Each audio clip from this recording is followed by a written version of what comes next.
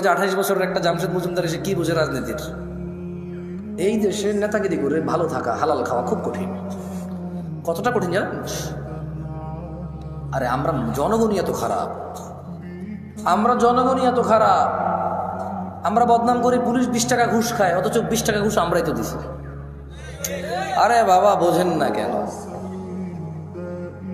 যে অপরাধটা 20 টাকা দিয়ে সারা যায়, ও অপরাধটা সরি বলে গায়ে হাত বুলিয়ে মুচকি হেসে একবার ছোট হয়ে সারা যায় তো যায় না?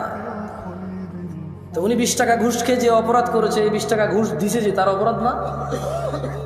পুলিশ বললাম তো সব পুলিশের উপরে গেল, তো এই যে লোকটা 20 টাকা ঘুষ দিছে এটা কি আমার উপরে আসে নাই? আমি তো পুলিশটা, ঘুষ দেওয়া লোকটা কি আমি না?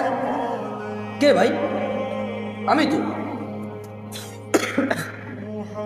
ওই নেশা করে জেলখানা যদি আমার ছেলের আমার ভাই যায়, তখন আমি আইন আদালত কিচ্ছু বুঝি না ভাই। যেমন বের করেন ভাই, ভাই বেল দিয়ে দেন ভাই, জামিন দিয়ে দেন ভাই, আমরা আপনার ভোট দিই ভাই, রাইট?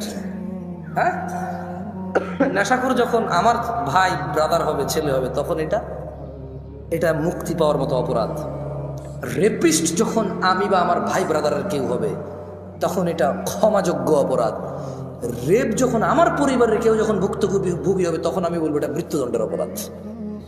এই হচ্ছে আমাদের মানুষদের চরিত্র। মানে ও আরেক বেটার মেয়েকে নিয়ে পালাই গেছে, বলো যে শ্বশুর মেনে নিলে তো হয়, কিন্তু ওর বোনকে নিয়ে আরেকজন পালাই গেছে, বলো যে ওর ঘরে জায়গা দিব না। অপরাধ কয়টা?